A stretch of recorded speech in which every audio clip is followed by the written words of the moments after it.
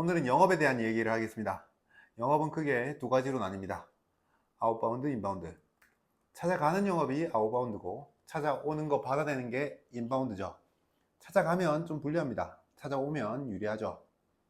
필요한 사람이 찾아가는 거고 필요한 사람이 돈까지 주면서 나한테 일을 맡기는 겁니다.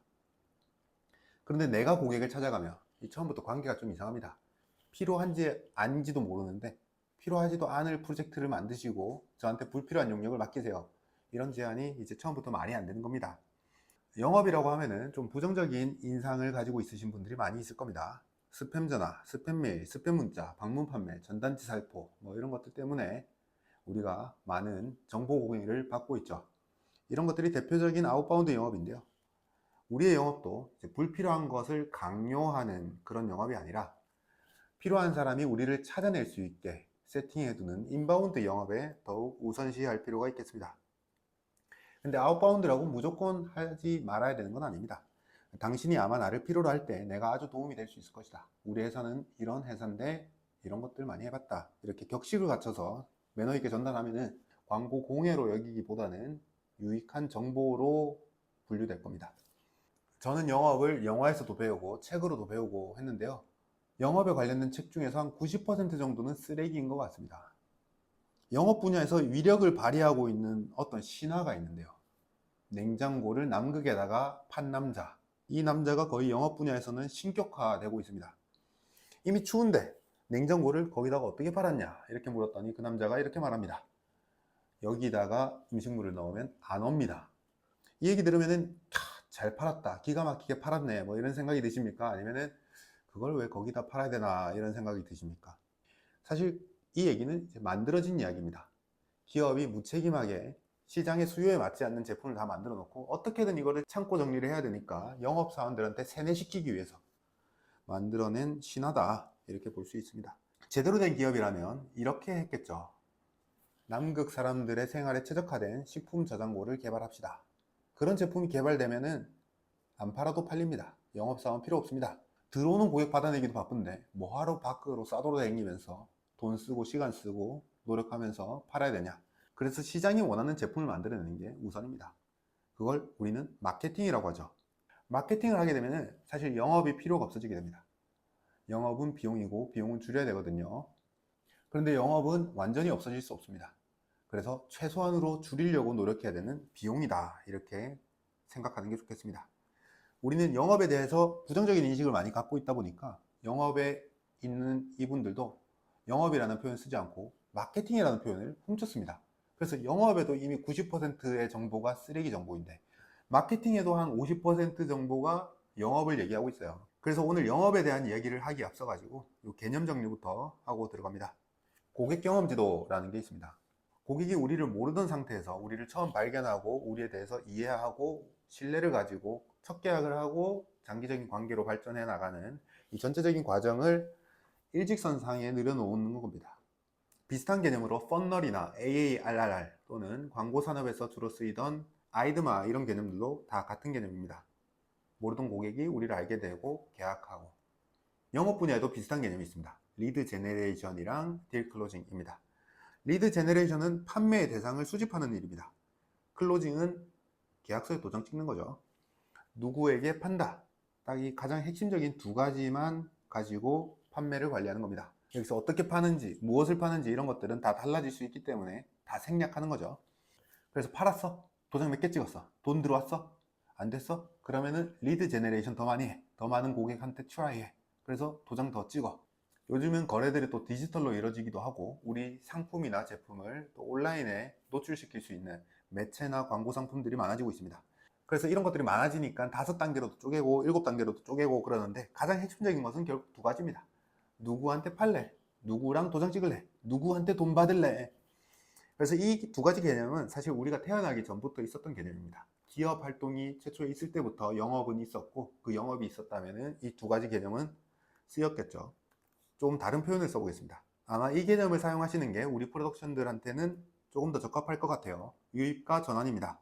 우리 회사 웹사이트로 들어오게 만들고 문의로 전환시킨다. 미팅으로 만들어내고 계약으로 전환시킨다. 물론 이보다 앞서서 우리의 존재를 먼저 인지시켜야겠죠. 그러면 노출이라는 개념이 필요하게 됩니다. 웹사이트는 만들어 놨는데 방문자가 몇 명이세요? 한 달에 10명입니다. 거의 뭐 노출이 안 된 거죠.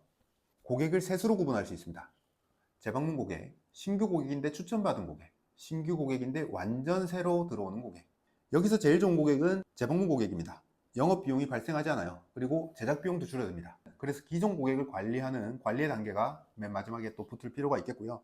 그 다음으로 좋은 고객, 추천 고객의 경우에도 노출, 유입 단계가 필요가 없습니다. 이미 계약할 마음을 많이 가지고 있는, 신뢰가 다 형성되어 있는 상태이기 때문에 큰 문제가 없으면 이제 거래로 이어지게 되죠. 그래서 영업 비용이 거의 발생하지 않습니다. 그러면 지금 이 얘기는 왜 하고 있나? 근데 우리 기존 고객들도, 재방문 고객들도 과거 어느 순간에는 또 신규 고객이었습니다. 그리고 새로운 수요를 계속 찾아내야 된다는 필요 때문에 이런 영업을 완전히 없앨 수는 없다. 그래서 최소한으로 줄여야 된다. 다시 같은 말을 또 반복했습니다. 그렇다면 지금 오늘 2024년 노출 유입 전환은 어떻게 일어나고 있는가? 옛날에는 잠재 고객이 그렇게 많지가 않았습니다. TBCF를 발주하는 광고주, 그런 분들만 있었겠죠. 그래서 그런 분들은 얼마 없기 때문에 어떻게든 그런 사람들을 자리에 앉혀서 양주를 먹였겠죠. 관공서 대상으로 회사 속에서 출력해가지고 바카스 들고 찾아가는 방법도 있겠습니다. 또는 잠재 고객 이메일 크롤링 한 다음에 소개 메일 보내는 방법도 있겠고요. 다 아웃바운드죠. 그래서 오늘 하는 얘기는 인바운드니까, 인바운드, 잠재 고객이 우리를 필요로 할 때 찾아질 수 있도록 하려면 어떻게 세팅을 해놔야 되나. 결국 온라인 홍보 자료가 필요하다는 겁니다. 온라인에 우리의 부캐를 만들어야 됩니다. 이게 잘 만들어져 있으면 온라인 자동 판매기가 되는 겁니다. 가장 단순하게는 유튜브나 비메오에 계정을 만들어서 포트폴리오를 올려두는 방법이 있겠습니다. 근데 이게 포트폴리오 아카이브에 그치는 경우가 상당히 많이 있습니다. 노출도 안 되고 유입도 안 되고 고객의 신뢰를 만들어내지도 못하고 문의로 바뀌지가 않아요. 저는 그 이유가 고객이 뚜렷하게 설정되지 않아서다 이렇게 생각합니다. 우리가 영상 콘텐츠 만드는 거를 본업으로 하고 있잖아요. 이 콘텐츠는 누구를 위한 것일까? 그 사람은 이거를 과연 클릭할까? 끝까지 볼까? 본 다음에 어떤 감정과 어떤 반응을 하게 될까? 또는 우리가 원하는 행동으로 유도할 수 있을까? 이런 것들을 고민하면서 기획하고 제작하고 마무리합니다. 우리의 소개 자료도, 우리의 홍보 콘텐츠도 마찬가지입니다. 누가 보는지가 명확하게 설정되어 있지 않으면 그 어떤 콘텐츠들도 다 쓸모가 없어집니다. 또 상품화도 되어 있어야 됩니다. 상품화는 단순히 홍보 자료를 어떻게 만든다 이게 아닙니다. 고객이 무엇을 원하고 업무 절차에 맞춰 가지고 우리가 일하는 방식도 맞춰주고 그 사람들이 원하는 장르나 스타일 이런 것들을 좀 정형화 시켜 놓고 팀도 꾸려져 있어야 되죠. 제작 기술, 장비, 인력, 경험 이런 것들이 전체적으로 다 하나의 패키지가 되어 있으면 이게 상품화가 되어 있다 이렇게 말할 수 있겠습니다. 상품화를 하는 게 어떻게 보면 본질적인 마케팅인 거죠. 팔릴 만한 것을 팔릴 수 있게 미리 만들어 두는 겁니다. 이 정도 상품화가 되어 있으면 사실 그대로 보여주면 됩니다. 포장할 필요가 없고 그냥 포장지를 벗기는 작업을 하면 됩니다. 때문에 상품화에 대한 본질적인 고민이나 실행이 없는 상태에서는 뭘 팔려고 해도 안 팔립니다. 영업이나 마케팅을 설득하는 일, 포장하는 일, 남극에다가 냉장고를 파는 일, 뭐 이런 걸로 오해하시는 분들이 많은데 그런 분들은 계속 뭘 더 붙입니다. 뭘 엄청 길게 쓰고 흉한 거 가리고 있는 척하고 뭐 그럽니다. 근데 그렇게 해도 고객분들 안 속습니다. 제대로 상품화된 것들은 오히려 포장지를 벗깁니다. 알맹이만 보여줘도 고객이 알거든요. 고객이 그거를 원하고 있었고 그거를 바로 거래하려고 합니다. 그래서 말도 길게 안 해요. 자, 이제 온라인 부캐를 만들어 봅시다. 이 많은 것들을 할 수 있을 텐데요. 어떤 것들을 해야 되나? 이거 다 한다고 안 될 거래가 되거나 고객이 더 늘어나거나 하지 않습니다. 결국 답은 고객에게 있습니다. 우리 고객이 우리 업체를 파악하기 위해서 필요로 하는 정보, 그 정보들만 부족하지 않은 수준으로 준비되어 있으면 됩니다. 다양한 형식의 소개 자료를 만들기 앞서서 기본적인 소개 정보를 정리해 둘 필요가 있습니다. 유튜브 계정, 웹사이트, PDF 회사 속에서 이거를 각각 만든다고 했을 때 이거를 각각 만들게 되면 형식이 내용을 결정하게 됩니다. 셋 다 다른 정보가 나올 거고 일관성도 없을 거고 호환도 안 될 거예요. 작업 시간도 오래 걸립니다. 콘텐츠를 먼저 만들어야 돼요. 콘텐츠를 만들고 각각의 컨테이너에 그냥 담아야 됩니다. 컨버팅 한다 이런 생각을 하시는 게 좋고 디자인 작업, 그냥 스타일 먹이기 이런 작업만 끝낸다고 이렇게 생각하시는 게 좋겠습니다. 이 화면은 제가 2017년도에 비드폴리오 처음 시작할 때 만들었던 소개 자료입니다. 한 줄 소개 문구를 수십 가지로 만들었고요. 고객을 설정한 다음에 각 고객마다 어떤 소개 문구가 잘 먹힐까 이런 것들을 계산했던 테이블입니다. 저는 모든 산업에 있는 거의 모든 고객들을 대상으로 타겟팅을 해야 되기 때문에 이런 작업을 거쳤는데 이렇게까지 하실 필요는 없습니다. 근데 이 작업 자체가 꼭 필요하다는 거죠. 저도 비드폴리오 시작한 지 한 7년 됐는데 그 사이에 매체 새로 나오고 광고 상품 또 나오고 합니다. 새로 매번 쓸 수가 없습니다. 그래서 기본적인 콘텐츠, 우리 회사 소개 자료 잘 만들어져 있으면은 그냥 복사 붙여넣기만 해도 됩니다. 이런 기본적인 소개 자료 만드실 때 가장 흔히 하시는 실수 하나가 모든 정보를 다 넣으려고 한다는 점입니다. 우선 고객을 좁히라고 제가 말씀드렸습니다. 어떤 고객인가요? 재방문 고객 아니죠. 추천 고객 아니죠. 완전 신규 고객입니다. 우리를 아직 모르고 있다가 처음 발견한 고객을 위한 정보를 만들어야 된다 이 말입니다. 그 다음으로 좁혀야 되는 게 단계입니다. 어떤 단계? 유입 단계. 유입 단계에 집중해야 됩니다. 이 단계에서 전환까지 욕심내면 안 됩니다. 미팅 한번 해봐야겠다, 전화라도 한번 해봐야겠다 이런 마음이 들게 하면은 이 홍보 자료로서의 역할을 충분히 다 수행한 겁니다. 또 한 가지 실수가 더 있습니다. 남들이랑 똑같은 자료를 만드는 겁니다. 고객분들은 변별력이 필요합니다. 업체들과의 차이를 보려고 합니다. 우리 제작사가 다른 제작사랑 소개 자료를 겹쳐놓게 되면 사실 90% 정도는 비슷합니다. 기획하고 촬영하고 편집하고 그래픽 작업하고 오디오 다듬고, 근데 이것들을 궁금해하지 않아요. 고객분들은 다른 제작사보다 여기가 뭐가 더 잘하지, 그러면은 겹쳐졌을 때 차이가 나는 이 10%, 이 10%의 차이가 우리 비즈니스의 엣지인 거고 고객이 우리를 결정하는 거래 결정 요인인 겁니다. 무조건 하려 하고 무조건 정보가 많다고 좋은 거 아닙니다. 고객한테 막 사랑합니다, 나는 이런 사람입니다, 회사 속에서 150페이지짜리 만들어서 던지게 되면은 고객분들 기겁하고 도망갑니다. 우리 제작사 참 잘 만드는데 어떻게 설명할 방법이 없네, 이 기본적인 소개 자료 이외에도 다른 콘텐츠의 형식이 있으면 좋겠다 이렇게 생각하시는 분들이 많은데요. 블로그를 운영할 수도 있고 또는 인스타 계정을 운영할 수도 있겠죠. 그런데 이런 것들은 제가 앞서서 소개 자료라고 분류한 것들과는 성격이 좀 달라요. 한 번 만들어서 몇 년 동안 쓸 수 있는 콘텐츠냐 아니면은 정기적으로 계속 빈번하게 업데이트 하느냐에 따라서 구분할 수 있겠네요.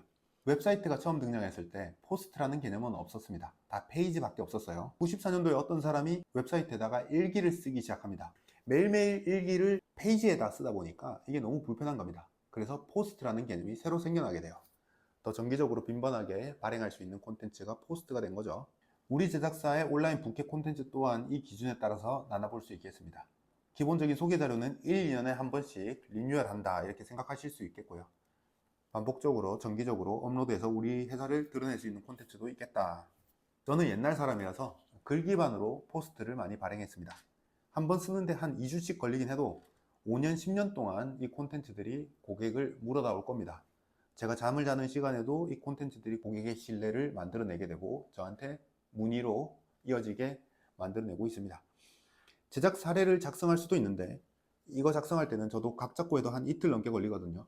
그래서 어느 정도 부족하지 않은 상태로까지 콘텐츠 양이 채워지고 나니까 그렇게 많이 작성을 안 하게 됩니다. 이런 유형의 콘텐츠는 이제 정기적인 발행을 하기보다는 에버그린 콘텐츠로 좀 분류가 됩니다. 이것들을 영원히 계속 만들 필요는 없습니다. 더 있으면 좋긴 하는데 이제 정기적으로 뭐 한 주에 하나씩 발행하자 이렇게 하게 되면은 고객을 데려오는데 엄청 핵심적인 역할을 하고 있는 킬링 콘텐츠가 오히려 묻히게 되거든요. 우리가 홍보 영상 만드는 곳이니까 우리의 홍보 영상도 만들어 보자 이런 시도를 했던 제작사도 많이 있습니다. 근데 결과물까지 만들어내는 곳은 그렇게 많지가 않은 것 같아요. 남들이 시키는 거는 잘하는데 내가 내 거 하는 거는 잘 못하더라, 중이 제 머리 못 깎더라. 아마 만드시다가 방향을 좀 잃으신 것 같습니다. 이 시각적인 연출에 너무 집착한다, 이 기술을 보여주려고 한다, 또는 이제 뭐 퀄리티를 너무 좋게 만들려고 한다, 거기 집중하다가 정작 중요한 이걸 보는 사람, 우리 고객에 대한 생각은 까먹은 채로 만들다가 방향을 잃고 결과를 만들어내지 못하더라. 그리고 비드폴리오 올라가는 포트폴리오는 작업 결과물, 뭐 아카이브 이걸로만 그치면 안 되고 고객한테 제안하는, 고객한테 이런 거 만들 수 있습니다 이렇게 제안하는 콘텐츠가 될 수 있도록 제가 포트폴리오 작성할 때는 좀 가이드를 제시해 드리고 있습니다. 그리고 제출된 정보를 그대로 올리지 않아요. 제가 일일이 다 편집하고 제목도 바꿔드리고 그리고 전시관 적시적소에 제가 배치해드리고 그런 작업 해드리고 있습니다. 홍보 콘텐츠 하면 좋습니다. 근데 그게 다 비용입니다. 내가 이런 홍보 콘텐츠 만드는데 별다른 노력이 안 들어간다, 숨 쉬듯이 할 수 있다, 그러면 너무 좋죠. 남들은 숨 쉬듯이 하는데 내가 그거 할 때는 무진장 용을 쓰면은 나랑 안 맞는 언어인 겁니다. 외국어가 되는 거예요. 남들은 용을 써야 되는데 나는 숨 쉬듯이 할 수 있다.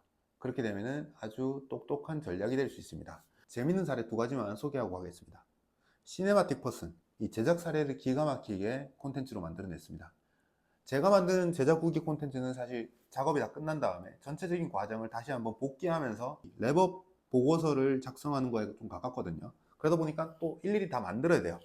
근데 시네마틱 퍼슨의 제작 후기는 기존에 만들어져 있던 고객한테 제안했던 제작 기획안 또는 PPM 노트 이런 것들을 편집해서 부분적으로 올려놓기 때문에 콘텐츠를 새로 만든다라는 개념이 아닙니다.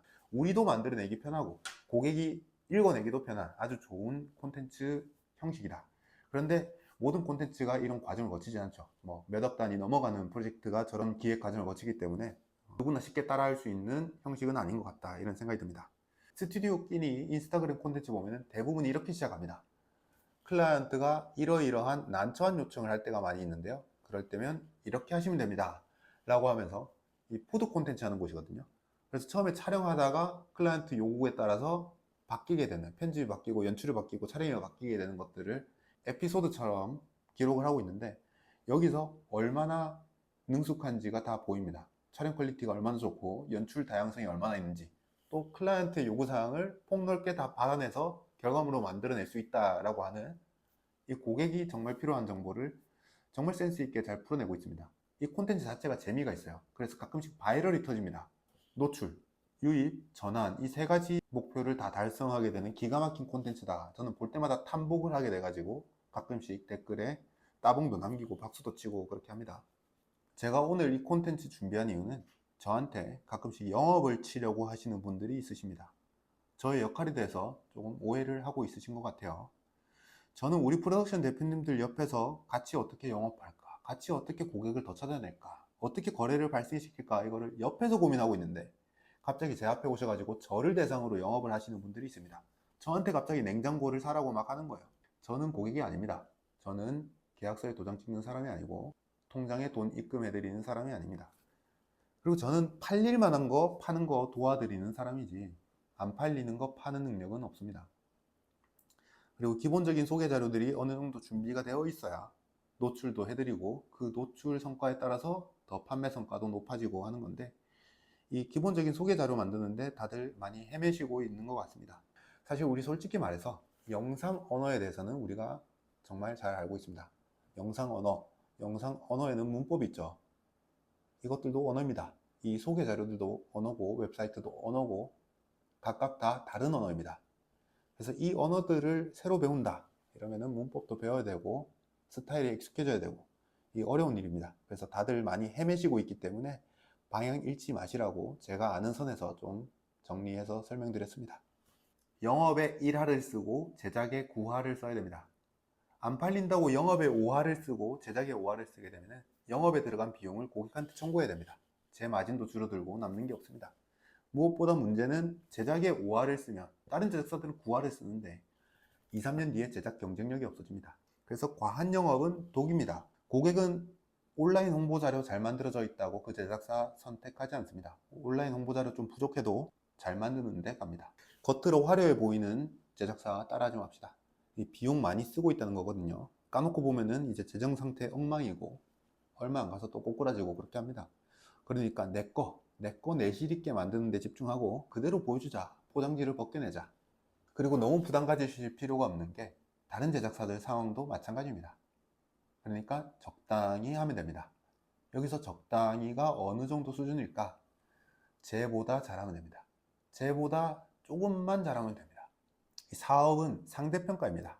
절대평가가 아니에요. 그러니까 쟤보다 3발짝 앞서 나간다, 쟤보다 15점 더 받으려고 한다, 이것도 비용 낭비고 허튼 노력이 되는 겁니다.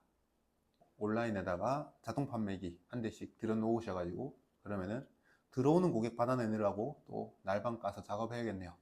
건강 잘 챙기시고요. 수고하십시오. 감사합니다.